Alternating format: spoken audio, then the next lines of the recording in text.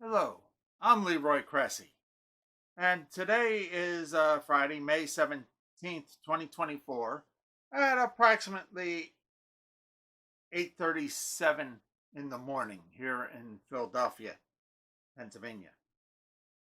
And I'm going to talk to you today about a new camera I got, which came in this box, which is a Panasonic Lumix DMC G7W.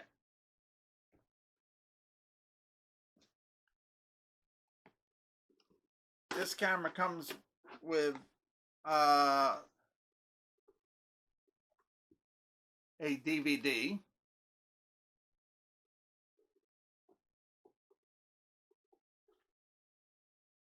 and information about the lenses that you can buy for it, and some short quick start manuals in various languages.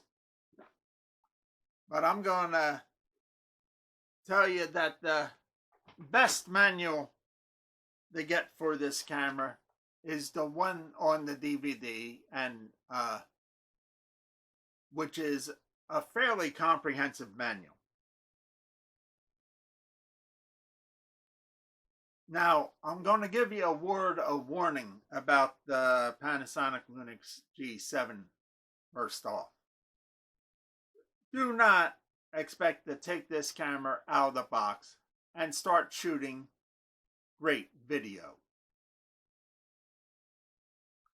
Do not expect to take this camera out of the box and shoot tremendous pictures. The comprehensive manual is 411 pages of information,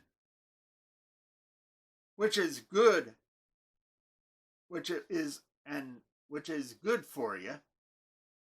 But if you're going to take decent quality photographs, decent quality videos, you need to read some of that manual and understand, because there's over like 100 various configuration things that you can configure on this camera.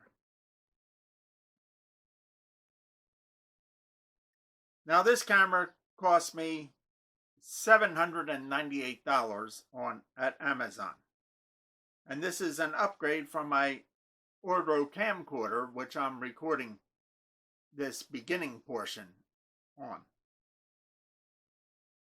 because I really wanted a camera that I could have multiple lenses and also use my old glass lenses from my Minolta days from the 1970s.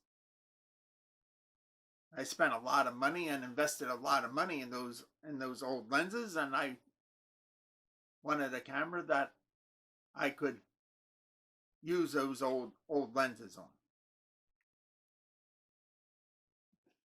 Now, of course, you always have, when you're spending close to $800 for a camera, you need a halfway decent camera bag, and I got this at Amazon, and this is an Amazon Basics camera bag, which is good stuff. Now we're going to open it up, and this model of camera comes with two lenses.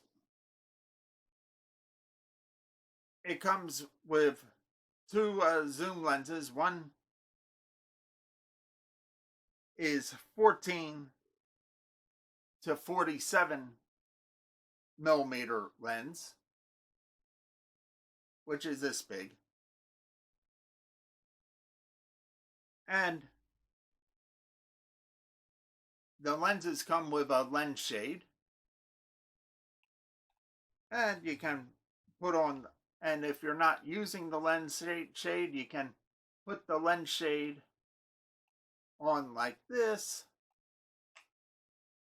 and attach it to the lens and twist it until it clicks.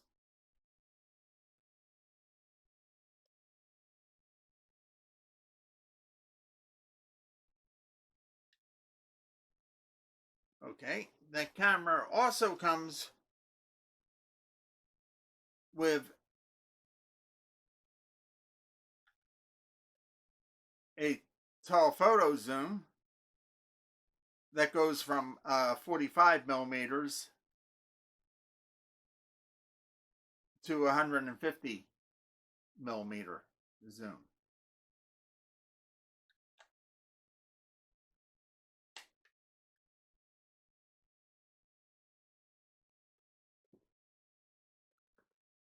Now the camera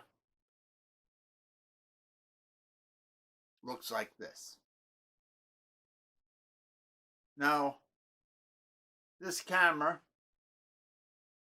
has numerous buttons and numerous things that you can configure on. And the first thing when you get the camera, you want to use an SD card and insert your SD card into the bottom of your camera like so. Also, when you first get your camera, the battery comes uncharged with the camera. So you need to charge the battery first before you put it into the camera. Now, this camera is very lightweight. It's not like my old Minolta cameras that weighed 2.5 pounds. And you take off the body cap, take off the back of the lens cap, and they connect the camera. You see this little red dot here on the lens compared to the red dot here on the camera. Line up the red dots and give the camera a twist until it give the lens a twist until it clicks and the lens is locked into place.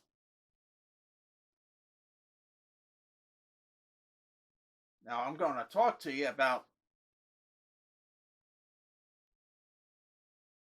so just looking at the back of this camera, you can see all the buttons that there are and all the settings that you can configure and set on this camera.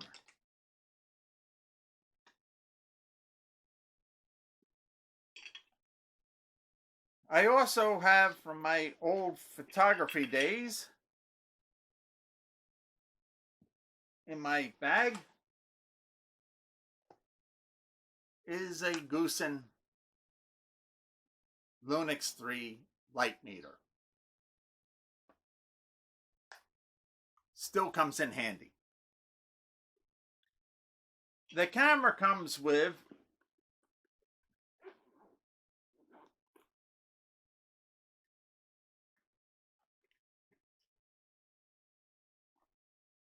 a plug and a battery charger.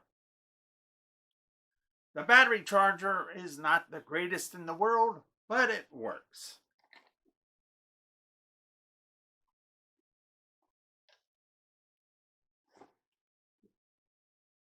And it comes with a mini USB connection cord that you can connect it to your computer.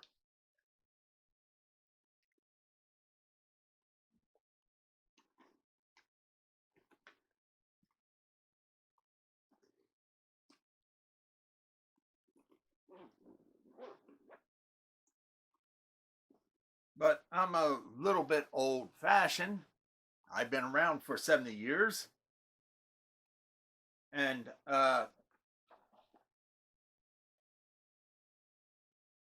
I do not like connecting stuff directly to my computer, so I will connect it.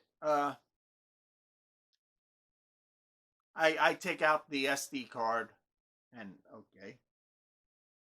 and connect that to my computer and do it manually. Now let me shut up this bag here.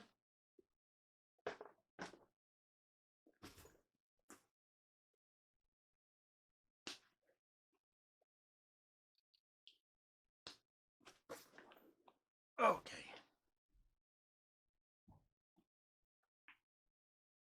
Now this camera is extremely complex.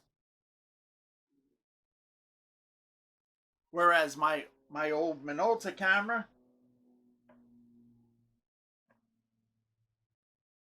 which is like this, is weighs about 2.4 pounds with a 50mm lens. The new cameras are very light, and they're not as heavy as these nice old cameras were. Glass lenses are heavy. The new lenses are plastic lenses. Now I'm not going to I'm going to tell you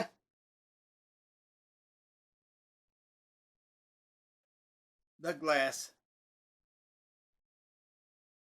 is heavy, but those were really good lenses that they made back in the 70s. This camera is definitely not like my old Minolta. Now,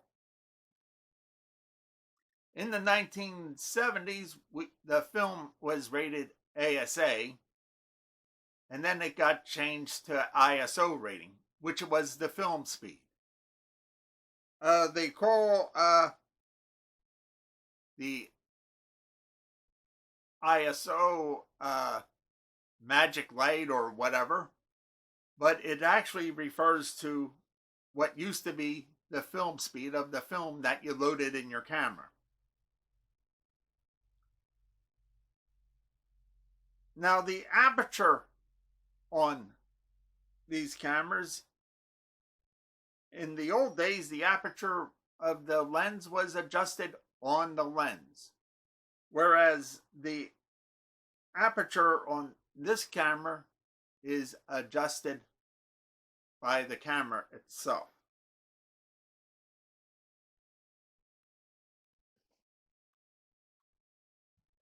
Now, my new camera, this new camera has its own internal flash unit. And in the back here, next to the viewfinder, is a button that you press, and up pops the flash.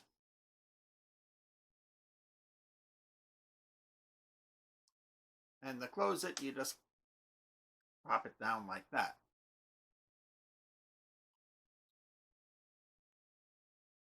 The lens cap, you squeeze the lens cap like this. Let's take off the lenses, the lens cap.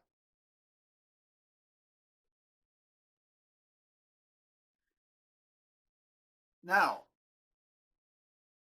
before you start to use this camera, you need to use the battery charger that comes with this camera and charge the battery.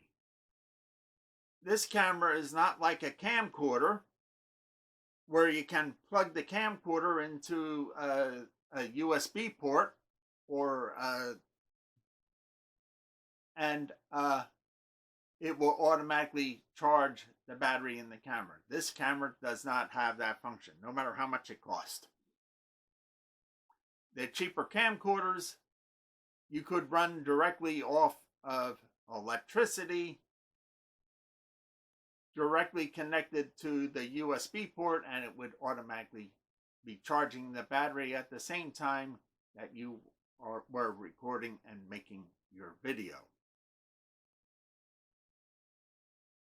Now, I'm going to tell you about cameras and video cameras, camcorders, and stuff like that. I don't think there is a video camera made that produces great audio. For the majority of my videos, I connect my mic to my mixer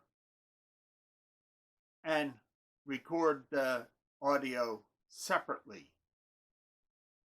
And at the same time, it matches up with the camera, and when I do the post, I line up the audio waveforms from the camera and the mixer, and I turn off the camera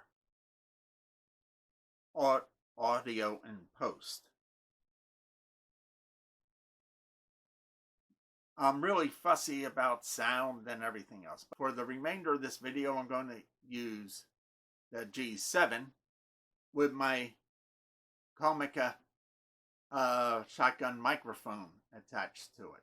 And, you know, there's several surprises. And I'm going to be shooting this at ISO 400 with a shutter speed of 1/50th of a second, f6.3, with a white balance setting of 4200 degrees Kelvin.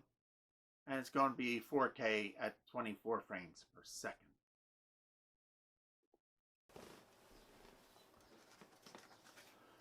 Well, I'm back, and I switched the cameras, and now I'm recording with the G7. The previous portion of this review was taken with my Orgo HDR AC3 camcorder. The rest of this video will be taken with my with the G7.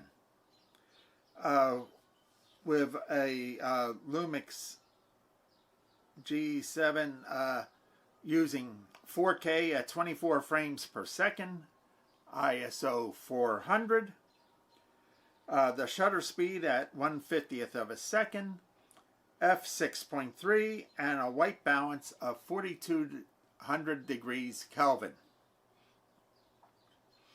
All of the still photographs were taken with my cell phone and edited with the GIMP. All the audio of this video is recorded with my Comica shotgun microphone connected to the camera.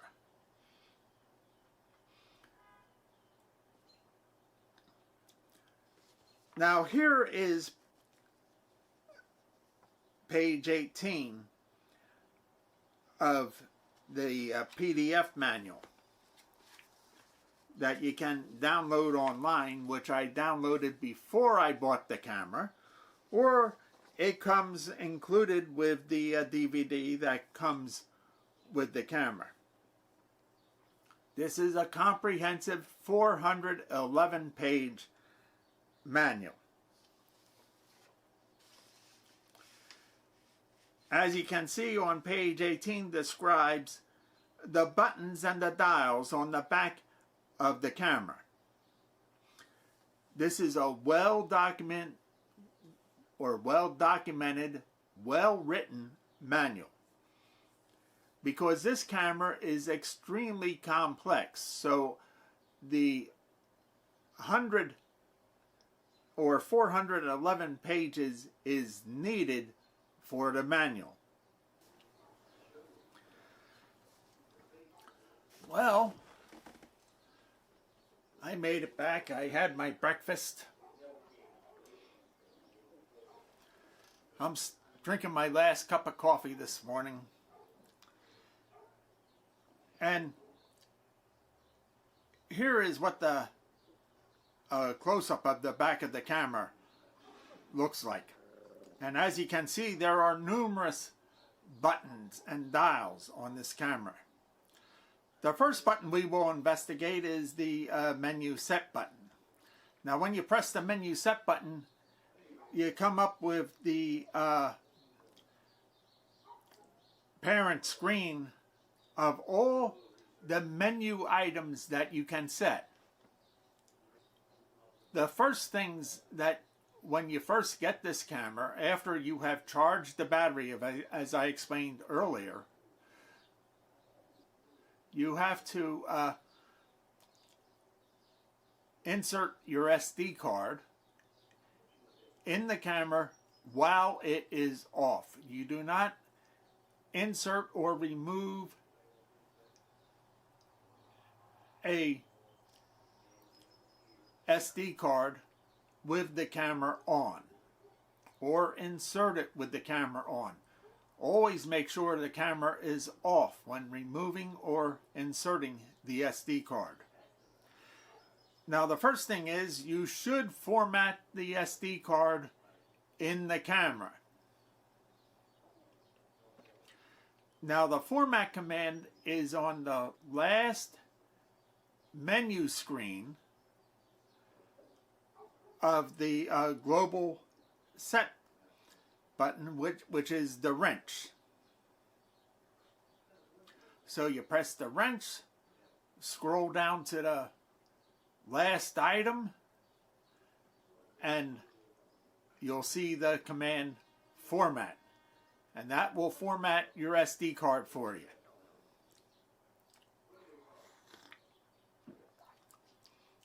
Now we're back to seeing the back of the camera, and we'll talk about the FN5 button. And the default of the FN5 button is selects between the viewfinder and the monitor, or automatically if it sees an eye poking through the viewfinder, it will show the viewfinder, else it will be on the monitor. And if the monitor is sealed against the back of the camera, it's going to be in the viewfinder mode. But the FN5 can switch between one and the other.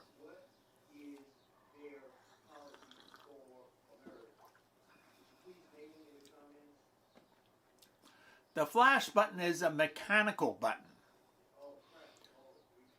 It cannot be configured. The configuration is stable. It's a mechanical button that pops open the flash on the camera. The next button we're going to discuss is the autofocus mode switch. Now there are 3 autofocus mode settings on this camera. The first is AFS, which means autofocus single.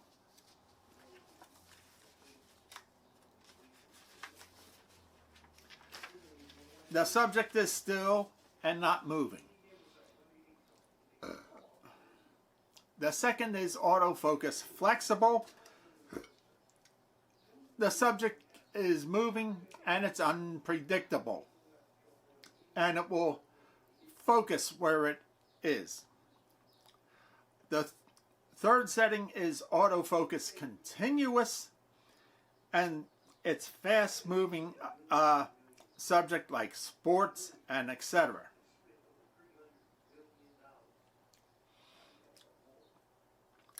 The last setting is MF, which means manual focus. Now, when using the Panasonic Lumix lens, the manual focus is not like the old glass lenses of the past. Now, I'm going to show you what I'm talking about.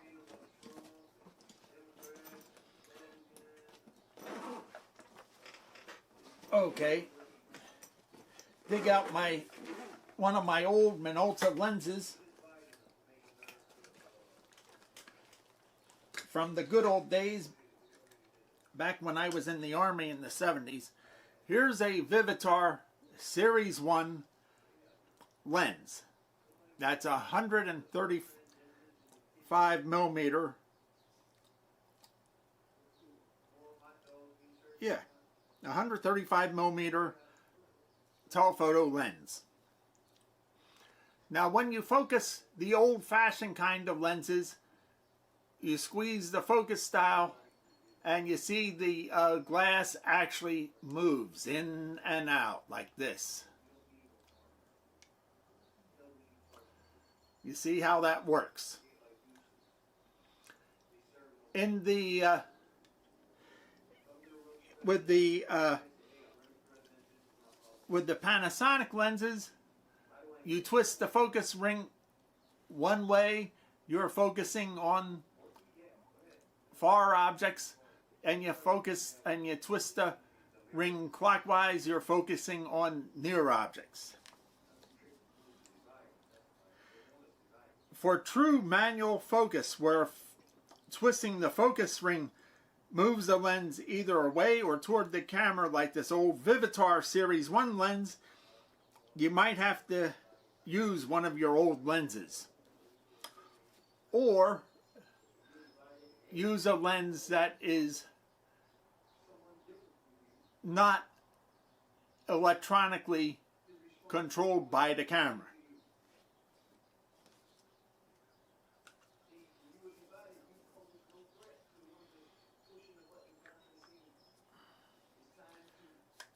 Anyway, now I have found that video both for AFS and manual focus works fine. The autofocus lock button. To prevent the focus from changing, hold down this button. Select the area you want the focus on. Press the autofocus lock button, hold it down, compose your shot, press the shutter button fully, and you might want to look at page 171 before trying this in the manual. I've never used this function yet, so it might be a good idea to read the manual first before trying this, before trying to use the autofocus lock setting. The autofocus selection button, there are several methods of autofocus that this camera can utilize. You can choose face eye detection, 49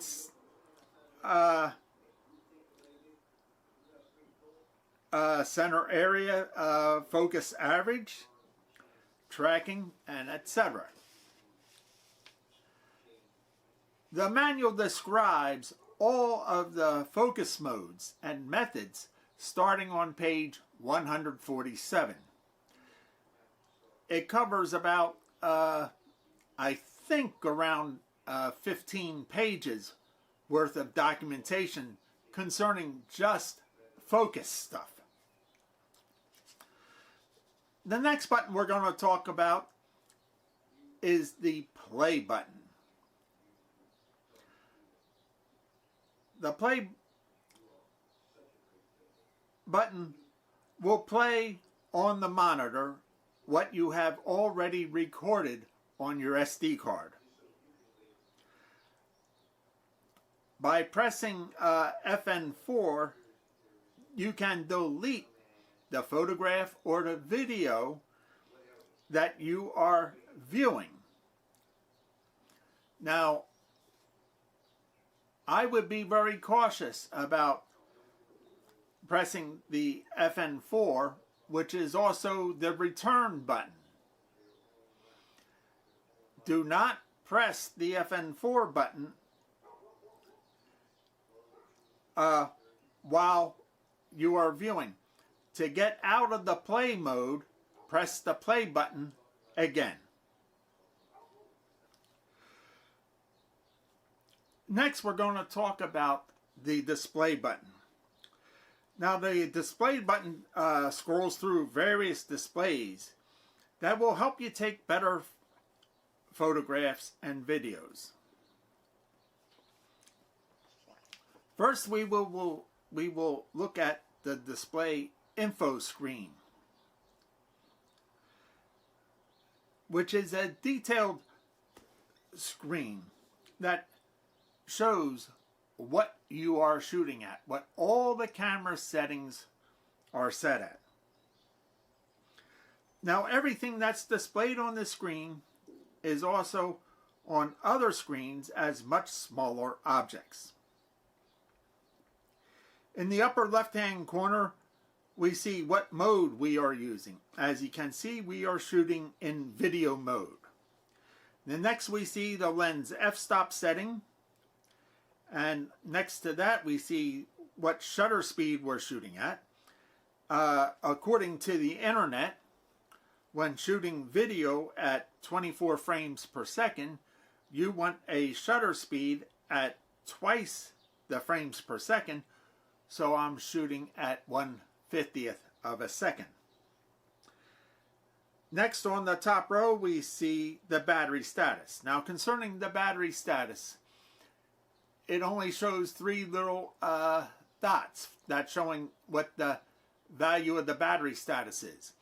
Now, I'm going to tell you, I'd rather have a camera, I'd rather see a thing like a percentage that actually shows me how much percent of the battery I have.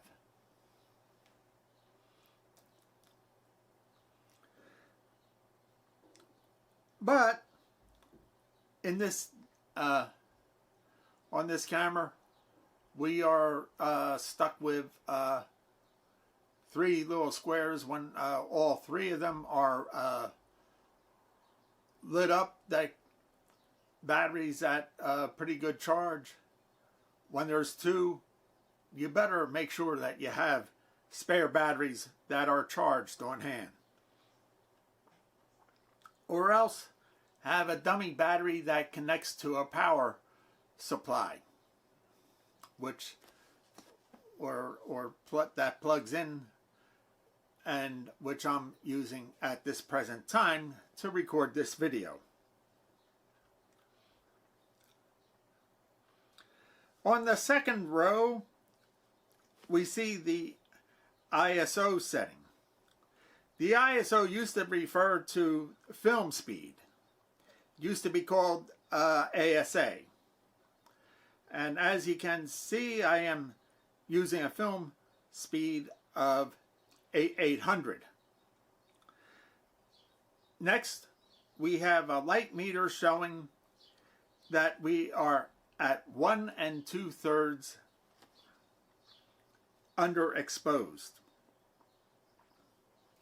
Now, being underexposed is not that bad, because being underexposed could help you in setting up stuff that is beneficial, and the color will be richer than overexposed, which will wash out the colors. Next, we see the flash status showing that the flashlight is disabled. Now, on when you're shooting video, the flash is disabled automatically. Now, on the third row, we see the autofocus setting, which is set by the autofocus mode switch. And next to that, we see we are showing the 49 focus screen.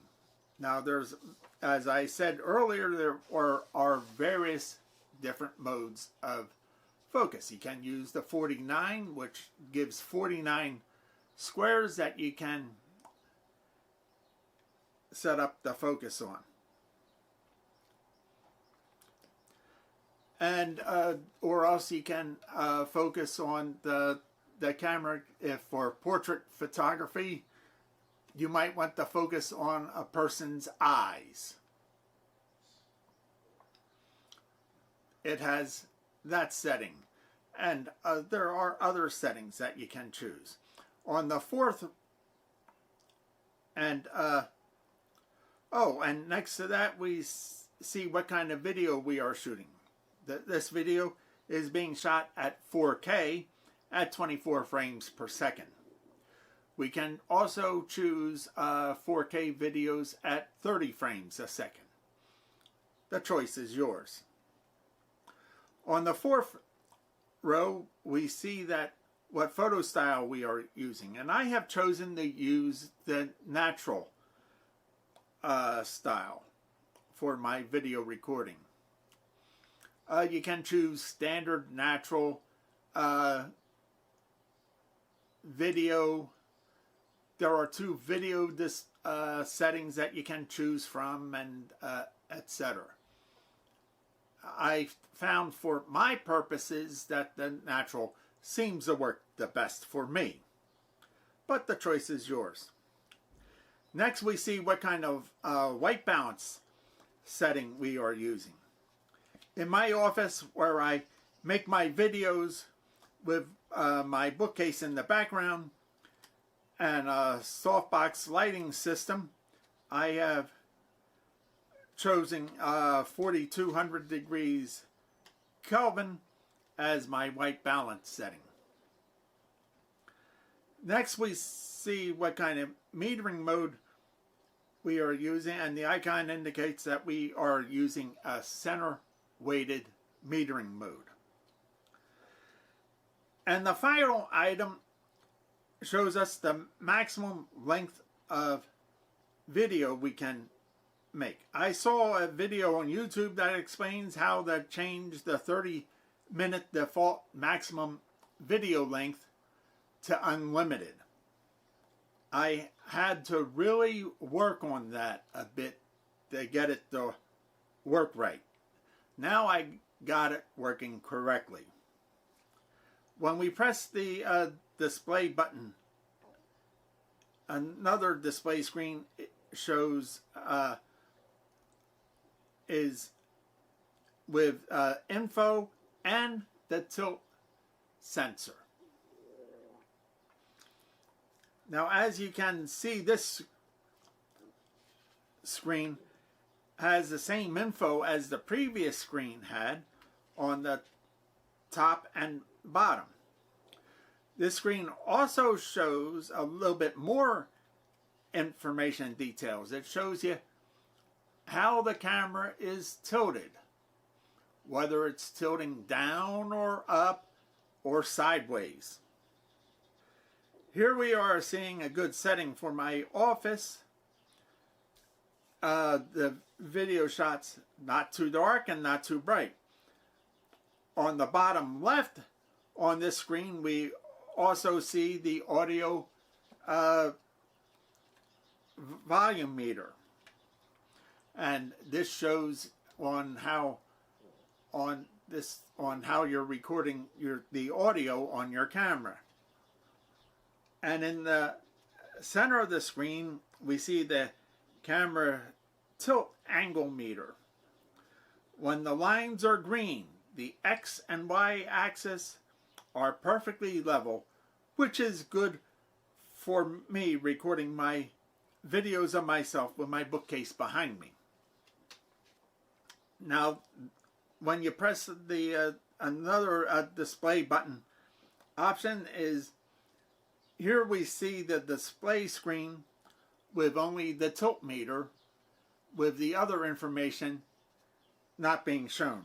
And finally, we see a plain screen with no external information. Time to have another slurp of coffee. Ah, that's good stuff.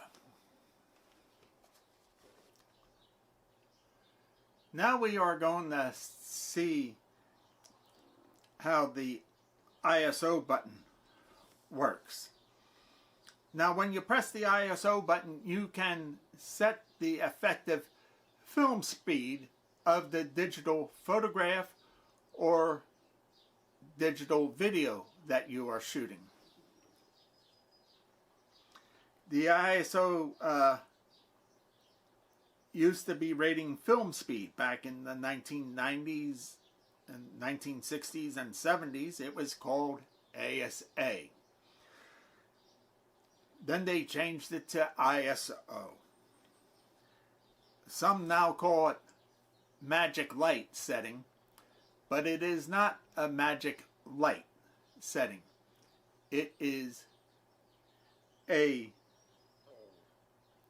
ISO. It is the actual film speed that you are shooting at.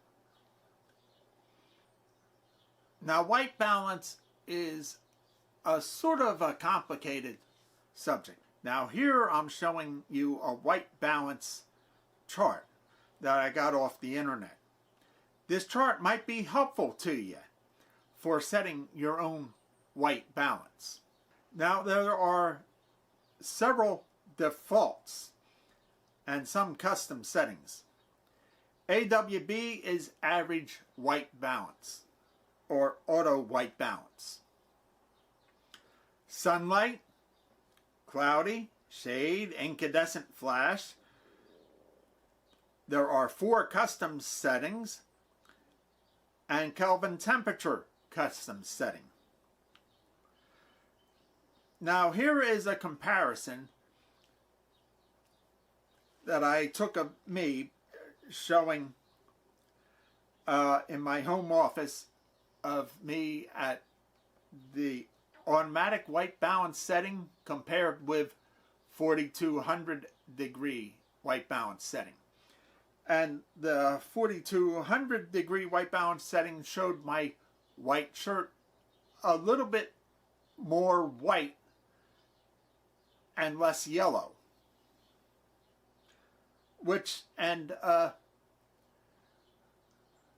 I think it's a little bit better.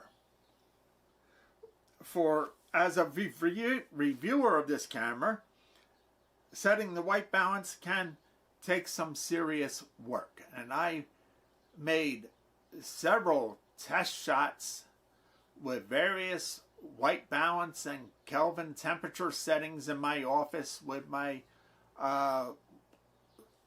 soft box and my lighting system, because I wanted to get it what I considered was a good balance. For outside shots, I just depend on the sunny default white balance setting, which seems to work very good for me.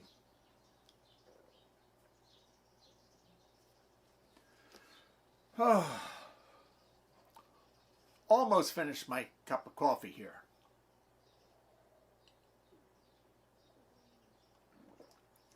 That's good stuff.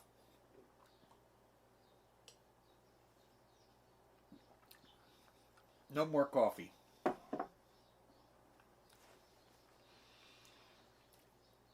Anyway, I'll be back in a little bit and we'll talk about the menu set button. Now, the menu set button, there are around 100 different settings that you can configure by pressing the menu set button. Besides the global settings, they have custom settings, and we have already seen using the menu set button for configuring the date and the time and formatting a SD chip with an exFAT file system. Next we'll come to the FN4 button, which is the trash and return button. If you are using the play button to view previous shots, by pressing this button, you can delete the file that you are viewing.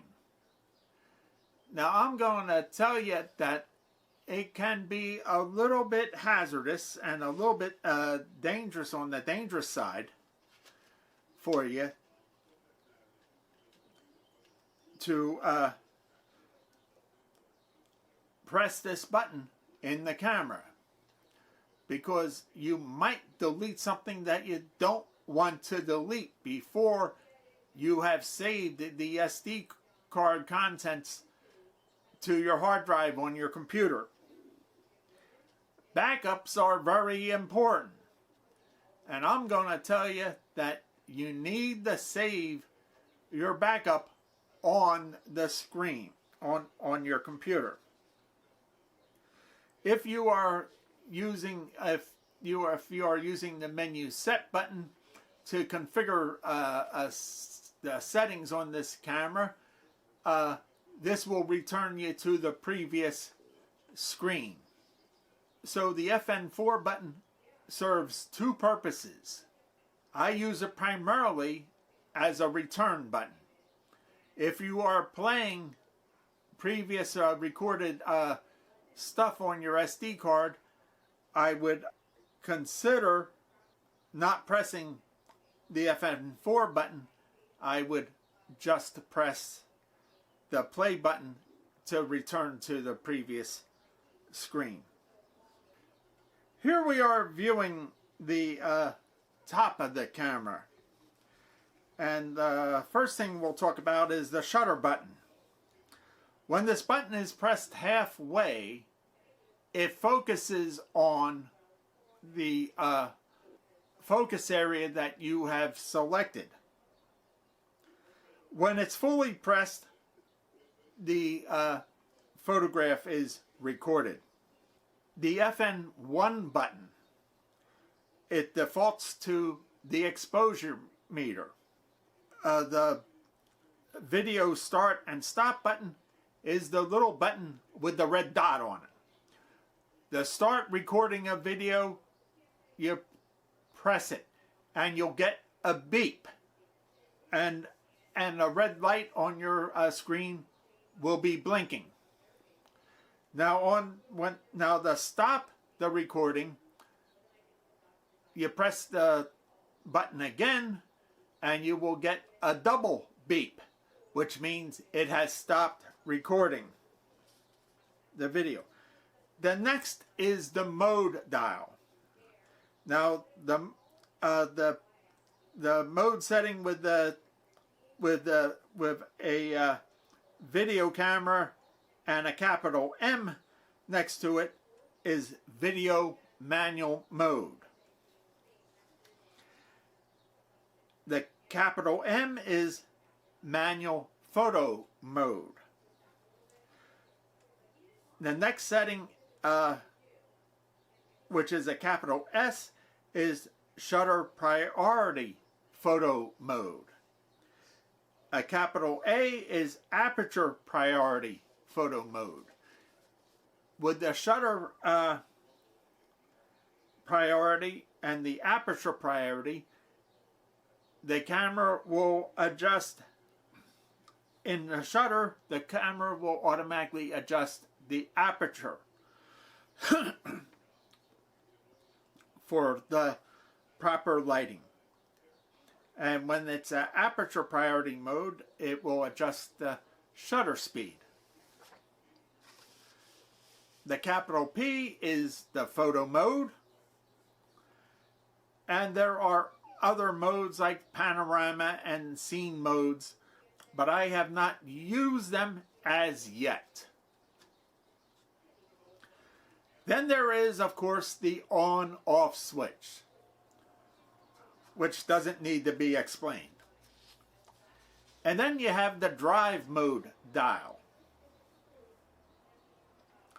Now, this dial is usually set on the single picture mode, but you can take burst shots like on your cell phone, which will shoot one picture right after the other, or a 4K burst, which or time shots and stuff like this.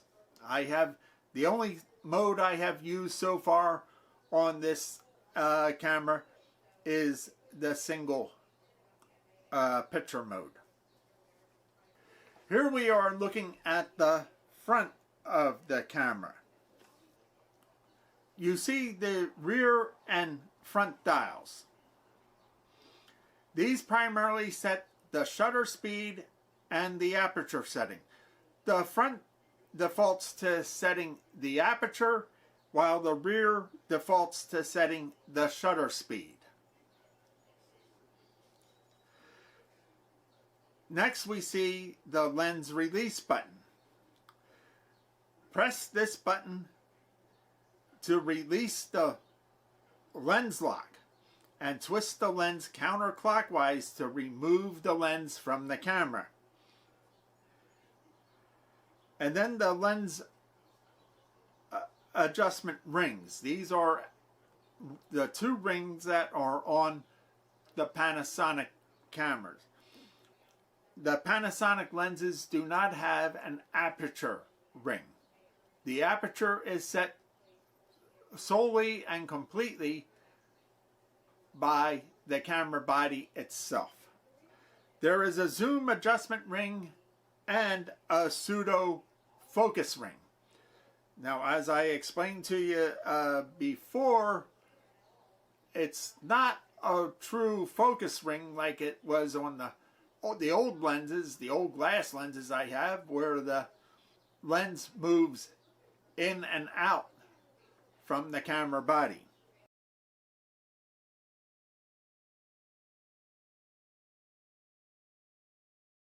Now we are looking at the side view of the camera. First, the external microphone socket. Now, this is really well hidden, and it took me a while to find out that you can connect your external microphone to this camera with your 1/8" microphone plug, because it is very well hidden underneath a rubber cover. Boy, I had a time trying to find out where to plug in the microphone at. Good grief. Next, we see the flash pop-up button. You press this button to access the camera's flash. When you are using the flash, I would make sure that you set your white balance setting to the flash setting before taking a flash picture. Then next we see the diopter adjustment dial.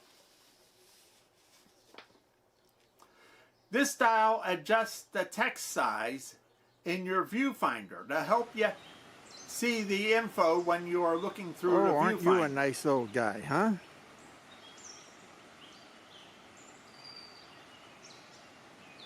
Yeah.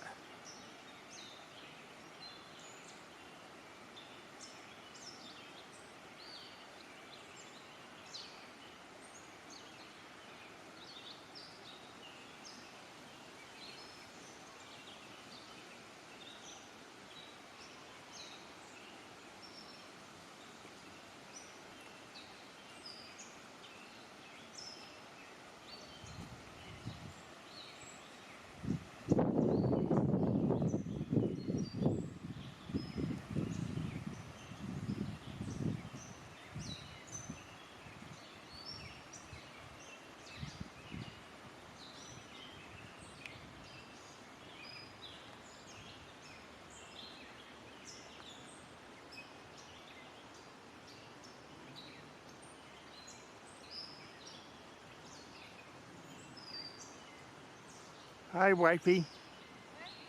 How you doing? You doing okay? The video that you just saw, I took the other day in Pennypack Park which is in Northeast Philadelphia here. The video sharpness is astounding, I think. And I used the sunshine setting in the park, and you can see the goose and my wife Rita, and as we were riding our bikes through the park and stuff like this, and I have found it's very beneficial and very nice. Now I'm going to talk to you a little bit about file details. The SD card is formatted in your camera as an exFAT file system. This file system works with every operating system that's out there, whether you're using Linux, Apple, or Windows. You have a choice of picture formats that you can use. You can take JPEG pictures, RAW pictures, or both. When you shoot in both, the JPEG picture is supposedly a very weak JPEG picture, and you have to convert the RAW picture to get a good JPEG or TIFF picture. The video formats are either MP4 or AVC HD. The default is MP4, and I like MP4 containers. The 4K video details. Now, my Ordro camcorder camera does not shoot 4K video as a true 4K video. I was happy to see that this camera, the save file is an actual 4K 16:9 aspect ratio, 3840 by 2160 pixel resolution, thus making the saved aspect ratio 1:1. Now on the Ordro camera that I used at the beginning of this video, it saves the video as 2880 by 2160, which is not a 16:9 aspect ratio, but is a 4:3 aspect ratio. And a lot of the cheaper cameras do this trick, which means that you have to use a utility like FFmpeg to convert the saved image to a true 16:9 aspect ratio. They say that the devil is in the details, and which is extremely true. The details are real. In conclusion, I would like to say that the G7 is not an easy camera to learn. But, on the other hand, after you learn how to effectively use the camera, it is a great tool. It takes extremely sharp pictures and videos. The camera adjustments are extremely useful, which will make editing your videos much easier. As stated earlier, I do not think there is a video camera made that does excellent audio. Using a shotgun microphone picks up a lot of background sound. Usually I use my toner microphone or my Shure microphone, which I place right here in front of me and set up, and there is hardly any background noise at all. I will say that the Panasonic Lumix G7 camera is well worth the price. Anyway, I hope that this video has been useful for you and beneficial for you. and that you have fun taking videos and shooting pictures with it. Anyway, have a great day and take care.